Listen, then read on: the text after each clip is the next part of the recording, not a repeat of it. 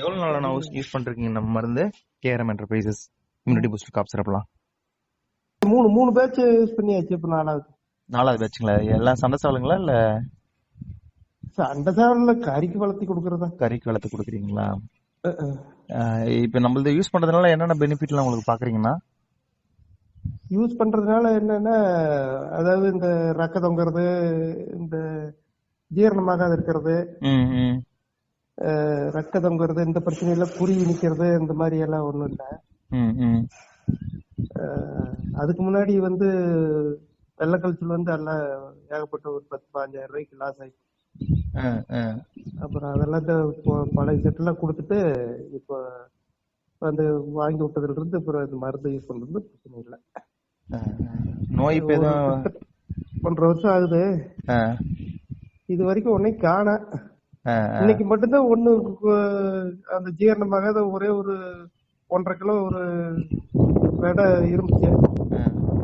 அதை பிடிச்சி ஊத்தி விட்டு ஒரு இறக்குழி பிடிச்சி ஒரு நச்சு விட்டு அவ்வளவுதான். ஈவினிங் சரியாயிடும். அவ்வளவுதான். மருந்து தீர்ந்துடுச்சு. அனுப்பி வைக்கிறேன். மருந்து நல்லா இருக்குங்களா உங்களுக்கு? மருந்து யூஸ் பண்ணிட்டு இருக்கேன், நல்லா இருக்கு.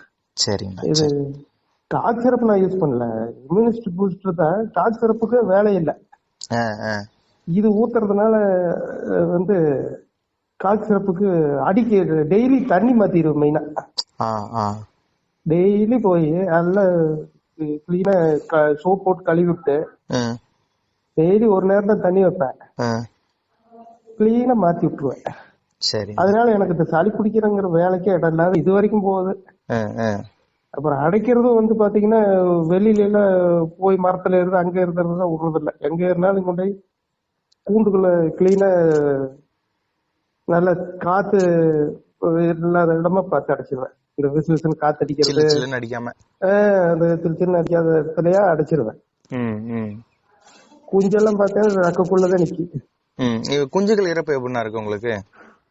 குஞ்சு இறப்பு இது ஒன்னா நாள்ல இருந்தே ஊத்துறது. அதாவது பிறந்த இருந்து வெளியே வர்றது ஊத்துறதுனால என்னன்னா இந்த மஞ்சள் கரு கரைஞ்சிக்குது. அந்த பின்னாடி போய் ஆசன வலையில போய் அடைக்கிற வேலைக்கு ஆனா ஆசன வலை எச்சம் ஓட்டுற பிரச்சனை இல்ல. அந்த பிரச்சனை இல்ல. அதாவது இது இதுல இருந்தே ஊத்திடணும். பிறந்த 2வது நாள் பொறிச்சு அடையில இருந்து வெளியே எடுத்து விடுறோம் இல்ல? ஆமா. அப்ப இருந்து எடுத்து விட்டு முத நாள் கொஞ்சம் நாட்டு சக்கரை தண்ணி வைப்பேன், அவ்வளவுதான். 2வது நாள் நம்ம இத பூஸ்டர் ஊத்தி விட்டுருவேன். எவ்வளவு ஊத்துறீங்க? 4 லிட்டருக்கு எவ்வளவு ஊத்துறீங்க? இல்லைங்க, ஒரு தட்டுக்கு 1 லிட்டர் சும்மா 1 மில்லி தான் ஊத்துவேன், அவ்வளவுதான். அதிகமா ஊத்த மாட்டேன். குஞ்சு தானே, ஒரு மூடிக்கு கொஞ்சம் கம்மி. அவ்வளவு கூட கூட்டத்தை ஊத்துறது இல்லை. ஏன்னா குஞ்சு 1/2 மூடி ஊத்துவேன். தட்டு சின்ன தட்டு தானே. ஆனா அதுலயே கோழியும் குடிச்சுக்குது இல்ல. ஏன்னா நிறைய பேர் சொல்றாங்க மருந்து வேலை செய்ய மாட்டேதுங்க அப்படின்றாங்க. அதுதான் கேக்குறேன் உங்ககிட்ட எப்படி இருக்குது என்னன்னு சொல்லிட்டு. இல்ல மருந்தெல்லாம் தப்பு சொல்றதுக்கு இல்ல. இல்லைன்னா இப்போ ஏதோ எனக்கு 1.5 வருஷத்துல ஏதோ ஒரு டிசீஸ் காமிச்சிருக்கும்ல. அப்படி ஏதாவது ஒரு சைடு எஃபெக்ட் காலோ கையோ கூட இழுத்துக்கிட்டு எங்க பெரிய அதையும் தானே. அப்படி எதுவுமே இல்லையே.